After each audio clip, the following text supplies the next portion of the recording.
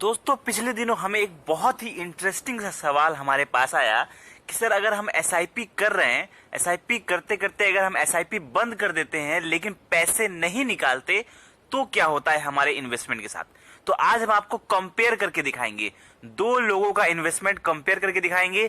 एक वो बंदा रहेगा जो एसआईपी कंटिन्यू नहीं कर पाता है और दूसरा वो बंदा रहेगा जो एसआईपी वो भी कंटिन्यू नहीं कर पाता है, बस वो पैसे विड्रॉ नहीं करता। तो दोनों के सिचुएशन में हम आपको कंपेयर करके दिखाएंगे कि किसको ज्यादा बेनिफिट है। अगर एसआईपी बंद करके पैसे निकाल लेते हैं उसमें बेनिफिट है, या एसआईपी बंद करके अगर पैसे नहीं निकालते हैं तो क्या होता है हमारे इन्वेस्टमेंट के साथ, तो क्या फायदा मिलता है या नुकसान मिलता है, और क्या हम कैसे इसमें आपको कैलकुलेशन करके दिखाएंगे पूरे अच्छे डेटा के साथ। दो लोगों का इन्वेस्टमेंट को कंपेयर करके दिखाएंगे जिससे आपको साफ साफ पता चल जाएगा कि अगर आप एसआईपी बंद करते हैं और पैसे नहीं निकालते तो क्या होता है आपके इन्वेस्टमेंट के साथ। दोस्तों आपने देखा होगा कि बहुत सारे लोग एसआईपी कर रहे हैं, तो लॉन्ग टर्म में करते करते ऐसा सिचुएशन आ जाता है, ऐसा सिचुएशन क्रिएट हो जाता है जब आप देखते हैं कि आपके पास पैसे नहीं है। आप ठीक है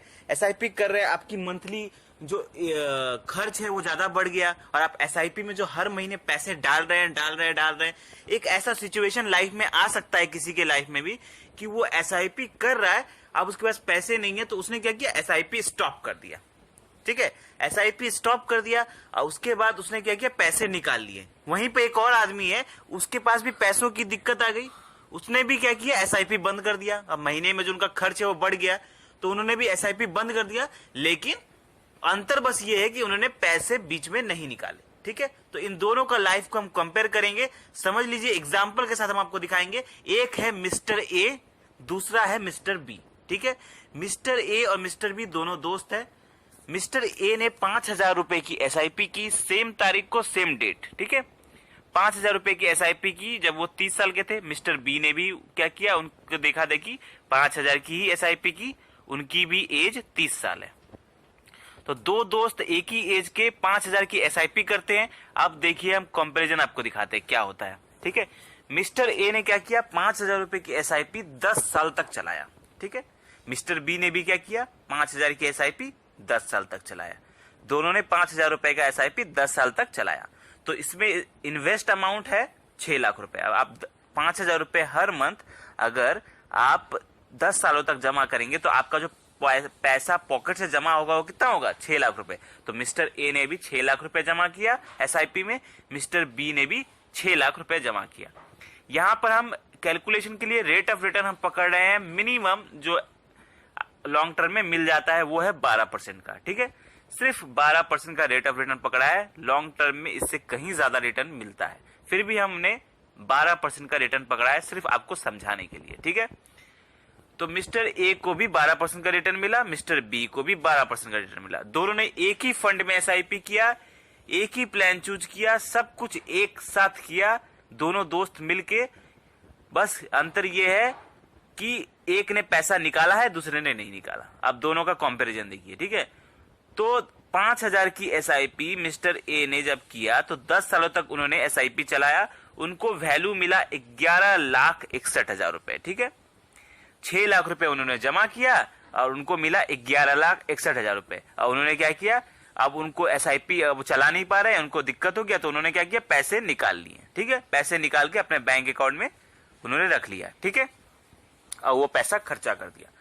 अब मिस्टर बी ने क्या किया, मिस्टर बी ने भी देखा कि अब हम एसआईपी नहीं चला पा रहे अपने दोस्त की तरह, तो उन्होंने भी क्या किया, पैसा अब एसआईपी उन्होंने भी बंद कर दिया। सेम 10 साल के बाद उन्होंने भी 10 साल तक चलाया, उनका भी इन्वेस्ट अमाउंट 6 लाख रुपए ही है, वैल्यू भी उनका 11,61,000, मतलब दोनों एकदम सेम है, दोनों का वैल्यू एकदम सेम है।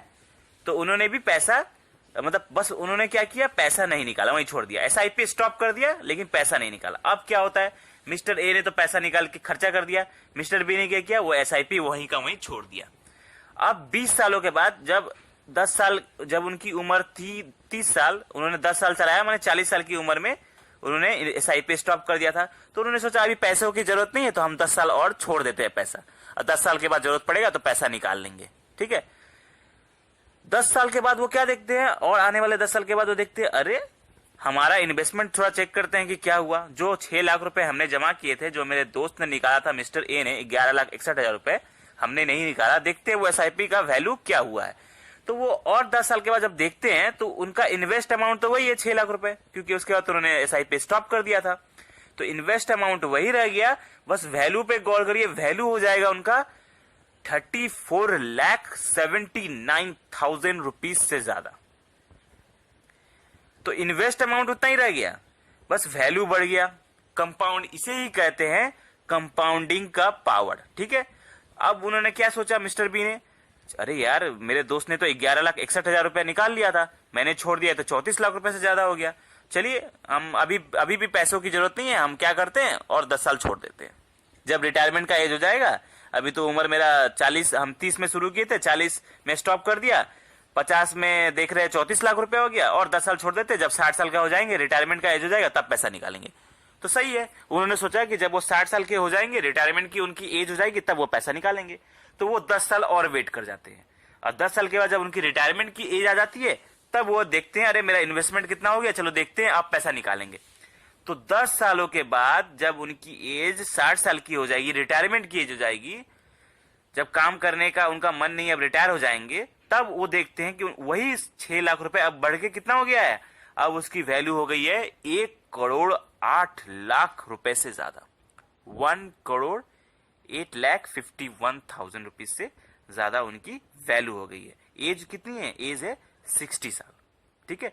अब रिटायरमेंट की एज पर उनको कितना मिल रहा है, 60 साल पे उनको मिल रहा है 1,08,00,000 रुपए। इन्वेस्टमेंट अमाउंट कितना है, वही 6 लाख रुपए उनका इन्वेस्टमेंट अमाउंट है। मिस्टर ए जो उनके दोस्त थे, उन्होंने 6 लाख रुपए का 11,61,000 उठा के खर्च कर दिया या यूज कर लिया। लेकिन मिस्टर बी ने क्या किया, वही 6 लाख रुपए जो उनको 11,61,000 मिल रहा था अपने दोस्त के साथ, उन्होंने नहीं निकाला, उन्होंने इंतजार किया। उन्होंने और 10 साल यानी 20 साल और इंतजार किया रिटायरमेंट तक, और उनको वही 6 लाख रुपए का कितना मिल रहा है, 1,08,00,000। तो इससे साबित क्या होता है, इससे साबित होता है कि जितना लंबे समय तक आप इन्वेस्टेड रहते हैं ना एसआईपी में, उतना ही ज्यादा आपको फायदा होता है। मिस्टर ए को मिला 6 लाख रुपए का सिर्फ 11,61,000, लेकिन मिस्टर वी इन्वेस्टेड रहे और पैसा नहीं जमा किया, तो उनको 6 लाख रुपए का मिला 1,08,00,000 रुपए।